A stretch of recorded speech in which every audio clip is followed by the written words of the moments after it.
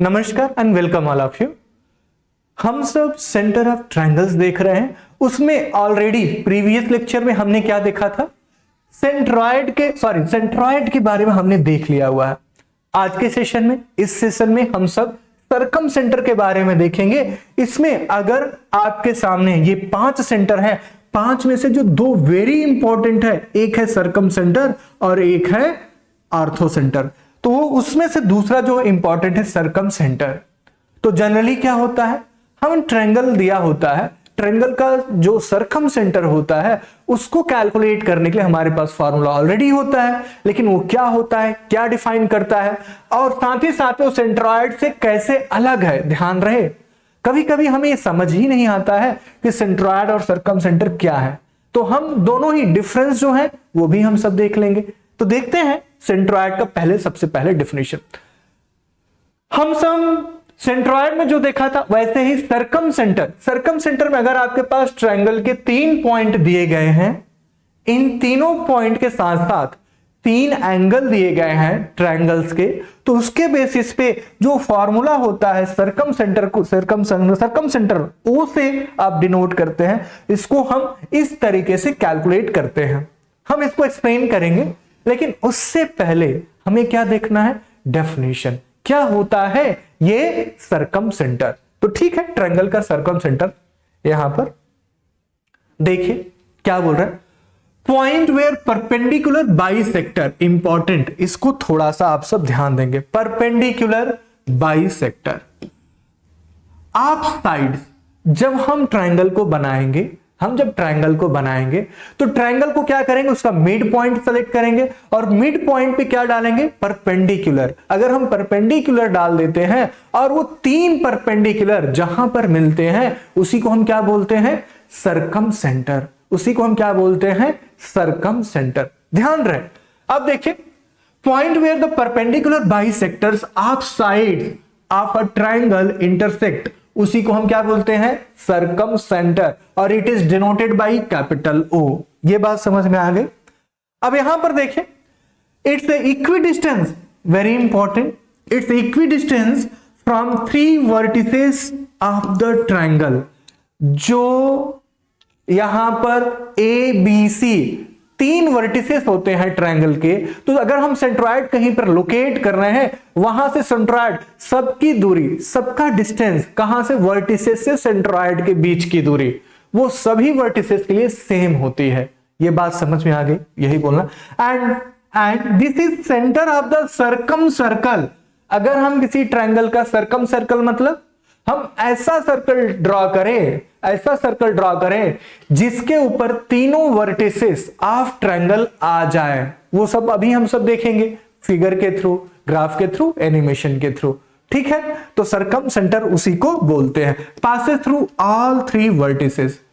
तो यहां पर देखें, ये 3 पॉइंट है, x1 y1, x2 y2, x3 y3। तो यहां पर सर्कम सेंटर का फार्मूला ये है। अब हमें क्या करना है, थोड़ा सा एनिमेशन देख लेते हैं। ये मान लेते हैं आपके पास ट्रायंगल है और ये ट्रायंगल के वर्टिसेस हैं। ये क्या है, ट्रायंगल के वर्टिसेस हैं। अच्छा, इन ट्रायंगल के वर्टिसेस पे हमें क्या करना है, परपेंडिकुलर बाइसेक्टर। अब यहीं पर आपको डिफरेंस समझना है, किससे, सर्कम सेंटर और सेंट्रॉइड। ये और ये 2 पॉइंट है या वर्टिसेस ऑफ ट्रायंगल है, इसका ये मिडिल पॉइंट क्या है, ये है। मिडिल पॉइंट पे हमें क्या ड्रॉ करना है, परपेंडिकुलर बाइसेक्टर। मतलब एक ऐसी लाइन जो इस लाइन को 2 पार्ट में डिवाइड करे, साथ ही साथ में ये इसके क्या होनी चाहिए, परपेंडिकुलर। ये क्या होनी चाहिए, परपेंडिकुलर। ये बात समझ में आ रही है, ये बात समझ में। जबकि हम सेंट्रॉइड में क्या देखते थे, हम किसी वर्टिस से क्या करते थे, एक लाइन को ड्रॉ करते थे और ये जो सामने वाली लाइन है इसके मिडिल पॉइंट में मिलना चाहिए, लेकिन ये जरूरी नहीं है। इस वर्टेक्स से जो लाइन ड्रॉ की गई है ये इससे 90 डिग्री पे हो। ये बात समझ में आ रही है, हम क्या बोलना चाह रहे हैं। जब हम सर्कम सेंटर देख रहे होते हैं तो साइड का मिडिल पॉइंट ही होता है, लेकिन हम इसमें क्या करते हैं, लाइन खींचते हैं और वो लाइन इसके मिडिल पॉइंट पे खींची जाती है किसी भी साइड के, और उस साइड से परपेंडिकुलर होती है। जबकि मीडियन मीडियन के लिए बिल्कुल जरूरी नहीं है कि वो क्या करे 90 डिग्री बनाए। वो क्या करे, एक वर्टेक्स को सेलेक्ट करना है, उस वर्टेक्स से एक लाइन खींचना है, कहां पर, जो उसके सामने है लाइन, उसके मिडिल पॉइंट पे। ये बात समझ में आ रही है? थोड़ा सा ध्यान देंगे 100% समझ में आएगी। तो हमने क्या किया, पहले हम क्या करना है, इसके ऊपर देख रहे हैं सर्कम सेंटर के लिए परपेंडिकुलर बाइसेक्टर, ये लाइन है, इस लाइन का मिडिल पॉइंट, इसी के ऊपर हमने क्या ड्रॉ किया है, एक लाइन, और ये क्या है, इस लाइन के परपेंडिकुलर है। ठीक है, इसी तरीके से दूसरे लाइन, तो यहां पर ये इसका परपेंडिकुलर है, परपेंडिकुलर बाइसेक्टर। ये तीसरा क्या है, परपेंडिकुलर बाइसेक्टर। अब यहां पर देखिए ए बी का मिडिल पॉइंट ये सी के सामने है, तो हम यहां पर एफ मान लेते हैं। ये बी के सामने है, तो यहां पर हम क्या मान लेंगे, ई मान लेते हैं। ए के सामने है डी, तो ए बी का मिडिल पॉइंट एफ है, बात समझ में आई। बी सी का मिडिल पॉइंट डी है, ए सी का मिडिल पॉइंट ई है। तो यहां से अगर हम परपेंडिकुलर बाइसेक्टर, ये सब क्या है, ये सब क्या है, परपेंडिकुलर। अगर हम इसका नाम ओ दे दें तो OD is perpendicular to BC, O F is perpendicular to A B, O E is perpendicular to A C. ये बात समझ में आ रही? जबकि मीडियन के लिए कंपलसरी नहीं था। मीडियन के लिए अगर हम ड्रा करें तो मीडियन क्या होता था, यहीं पर देखिए, हमें इस पॉइंट से इसके ऊपर लाइन खींचना है। अब ये देखिए, ये जरूरी नहीं है 90 डिग्री, मोर देन 90 डिग्री भी हो सकता है, लेस देन 90 डिग्री भी हो सकता है। ठीक है, तो अभी परपेंडिकुलर बाइसेक्टर आप इजीली समझ गए। अब आप देखिए, ये इनके एक्सिस है, हम कैसे इसको कैलकुलेट करेंगे, तो देखिए यहां पर जो एंगल है, ये एंगल ए है, ये एंगल बी है, यही एंगल क्या है, सी, ये सब एंगल सी है, ये एंगल आपके पास बी है, और ये क्या है, एंगल ए है। तो सेंट्रॉइड कैलकुलेट करने के लिए क्या करना है, x1 into sine of twice of angle A, तो sine of twice of angle 2, x2 sine, x2 कहां पर है, बी पर है, और बी एंगल का ट्वाइस लेके साइन लगाना है, x3 साइन ऑफ 2c और divide by sine 2a, sine 2b, sine 2c। Similarly y1 किस पर है, a एक्सिस पे, तो a का एंगल लेंगे तो a इंटू साइन 2a, यहां पर y2 sign 2b, y3 sign 2c, तीनों को हमने ऐड कर दिए। तो ये इससे हम क्या कैलकुलेट कर पाएंगे, डायरेक्टली हम कैलकुलेट कर पाएंगे सरकम सेंटर। लेकिन ये जो फॉर्मूला है, ये फॉर्मूला जब हम क्वेश्चन देखेंगे तो बहुत कम यूटिलाइज करेंगे, ये ध्यान रहे। ये बस आपको फॉर्मूला आपके सामने हमने लिख दिया हुआ है यहां पर, लेकिन इसको हम यूटिलाइज नहीं करेंगे। हम क्या यूटिलाइज करेंगे, ये प्रॉपर्टी यूटिलाइज करेंगे। कौन सी प्रॉपर्टी, अभी यहां पर देखिए, ये ए बी के परपेंडिकुलर है, ए सी के परपेंडिकुलर है, बी डी के परपेंडिकुलर, तो हम ये प्रॉपर्टी यूटिलाइज कर सकते हैं। एक और प्रॉपर्टी हम सब देखेंगे, क्या प्रॉपर्टी, जो ये सरकम सेंटर होता है और बी, ओ बी, ओ ए और ओ सी, इनकी लेंथ बराबर होती है, तो सरकम सेंटर कैलकुलेट करने के लिए हम ये भी यूटिलाइज कर सकते हैं। क्या, length of O B must be equals O C must be equals O ए।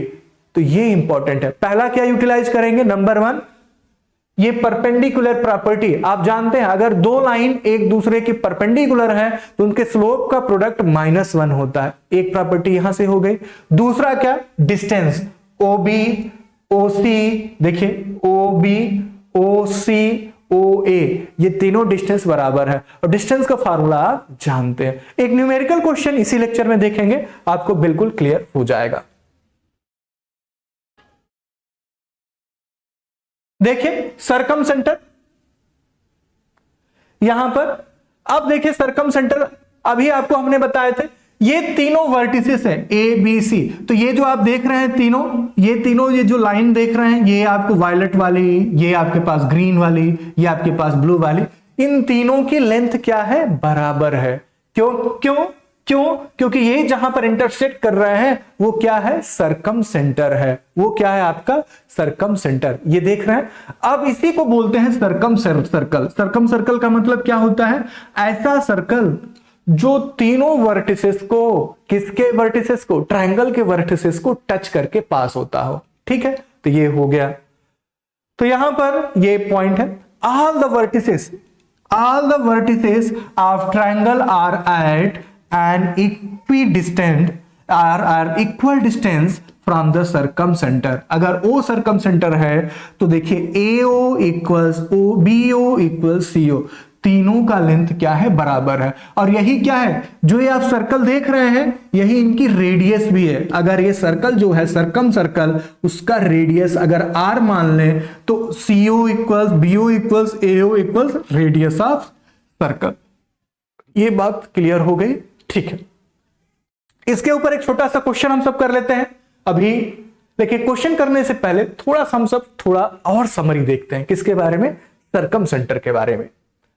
देखिए circum centre is the centre of circum circle, ठीक है, ये तो हमने अभी देखा है एनिमेशन के थ्रू। All the vertices of triangle are equi distance from circumcentre, ये भी आपने देखा। अगर सर्कम सेंटर से जो ट्रायंगल के तीनों वर्टिसेस हैं सब क्या है, इक्वी डिस्टेंस, सब बराबर दूरी पे है, क्योंकि वो सब रेडियस के बराबर हैं। किसके रेडियस के बराबर, सर्कम सर्कल के रेडियस के बराबर, ठीक है। Next, in acute angle triangle, important, in acute angle triangle circum centre lies inside triangle. अगर आपके जो आपका ट्रायंगल है सारे एंगल 90 से लेस हैं, उसी को हम क्या बोलते हैं, एक्यूट एंगल ट्रायंगल। उस केस में सर्कम सेंटर ट्रायंगल के अंदर होगा। बात समझ में आई। अगर ऑब्ट्यूज एंगल क्या हो जाए, इन ऑब्ट्यूज एंगल ट्रायंगल, कौन सा ट्रायंगल, वह ट्रायंगल जिसके अंदर एक एंगल मोर देन 90 डिग्री होता है उसको ऑब्ट्यूज एंगल ट्रायंगल बोलते हैं। एक एंगल मोर देन 90 डिग्री होता है उसी को हम क्या बोलते हैं, ऑब्ट्यूज एंगल ट्रायंगल। उस केस में it lies outside of triangle, कौन, सर्कम सेंटर ट्रायंगल से बाहर आएगा। बात समझ में, जैसे आपके पास ट्रायंगल ऐसे हो, देखिए इसको बोलते हैं ऑब्ट्यूज एंगल। अब इसका सर्कम सेंटर करेंगे तो ये इससे क्या हो जाएगा, इससे बाहर समवेयर यहां पर लाई करेगा। अब आपके मन में आए सर ना एक्यूट हो ना ऑब्ट्यूज हो, मतलब राइट एंगल ट्रायंगल हो तो कहां लाई करेगा। आप देखिए circumcentre lies at the middle point of या mid point of hypotenuse of side of right angle triangle. अगर गलती से ये राइट एंगल ट्रायंगल है तो जो हाइपोटेनियस का मिडिल पॉइंट है वही क्या होगा, यही आपके पास क्या हो जाएगा, circumcentre O, circumcentre हो। और एक्यूट एंगल ट्रायंगल की बात करें, जैसे ये हो गया एक्यूट एंगल ट्रायंगल, इसके इनसाइड समवेयर लाई करेगा सर्कम सेंटर। ये ऑब्ट्यूज एंगल है, ये राइट एंगल है, ये एक्यूट है। ये बात क्लियर हो गई, तीनों ही पॉइंट, तो तीनों ध्यान में रहना चाहिए। और ये जो स्पेशल केस है इसको आप ध्यान में भी रखें, ये जो राइट एंगल वाला केस है, ये राइट एंगल वाला केस, ठीक है। अब हम क्या करते हैं, एक क्वेश्चन देख लेते हैं। Find the circum centre of triangle found by ABC।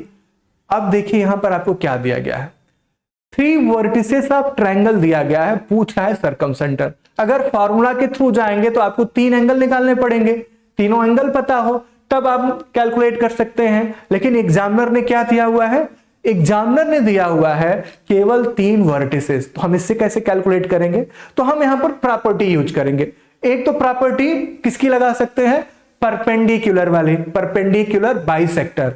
और दूसरी प्रॉपर्टी किसकी लगा सकते हैं, इक्वी डिस्टेंस। तो यहां पर हम इक्वी डिस्टेंस की अगर देखें तो क्या हो जाएगा, देखें लेटस ओ क्या बोल रहा है, ओ एक्स कामा वाई कोई पॉइंट है इस सर्कम सेंटर। अगर ये ओ सर्कम सेंटर है तो हमने आपको बताया था क्या, OA equals OB equals OC, ये तो हमने आपको बताया है। तो OA डिस्टेंस निकाल लें, OB निकाल लें और उसको इक्वेट कर दें। तो देखते हैं, निकालते हैं यहां पर।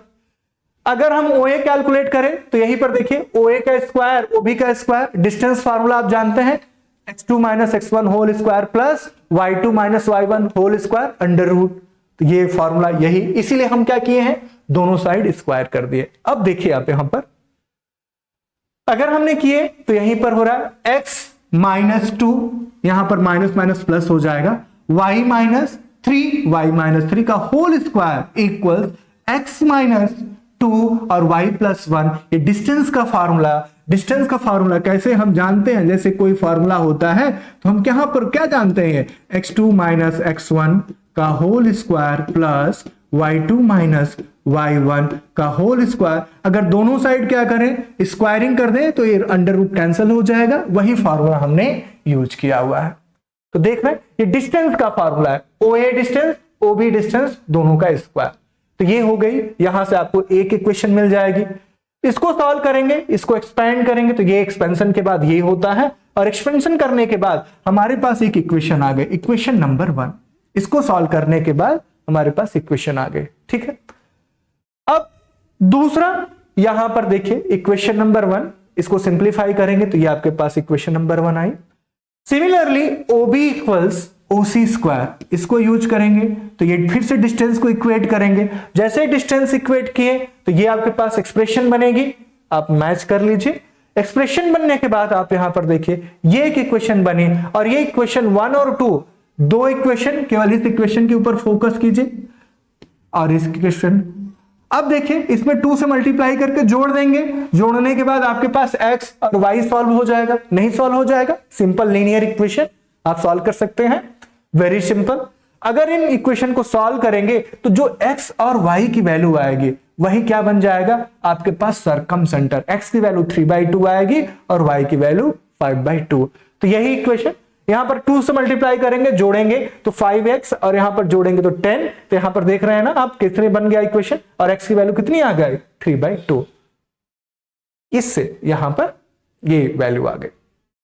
ठीक है, तो ये सब आप किसके बारे में देख रहे थे, सर्कमसेंटर। तो ये कुछ होमवर्क है, देखिए आप ये होमवर्क ले सकते हैं। यहां पर सर्कमसेंटर फाइंड करना है आपको, तो आप कैसे निकालना है आपने देखा है। आप 2 मेथड से निकाल सकते हैं सर्कमसेंटर, एक तो क्या है इक्विडिस्टेंस और दूसरा परपेंडिकुलर बाइसेक्टर। परपेंडिकुलर बाइसेक्टर, वहां पर भी इक्वेशन ऑफ लाइंस आएंगी, इनको सॉल्व कर लेंगे तो जो सॉल्व करके x और y की वैल्यू आएगी वही क्या होंगे, यस वही आपके पास क्या हो जाएंगे, सर्कमसेंटर। तो नेक्स्ट लेक्चर में हम सब सर्कमसेंटर के अलावा हम सब क्या देखेंगे, आर्थोसेंटर। आर्थोसेंटर इज आल्सो वेरी इंपॉर्टेंट। वहां पर भी फार्मूला होगा, लेकिन फार्मूला बस लिखेंगे, याद नहीं करेंगे। फार्मूला के अलावा जो मेथड होगा, मेथड को यूज करके हम आइडेंटिफाई करेंगे आर्थोसेंटर। तो अगर ये कंटेंट आपको अच्छा लगा, इंफॉर्मेटिव लगा, आपको सीखने के लिए मिला, तो चैनल को लाइक और सब्सक्राइब दोनों ही करें और अपने फ्रेंड के साथ भी शेयर करें। आप हमारे साथ बने रहें, इसके लिए धन्यवाद। जय हिंद।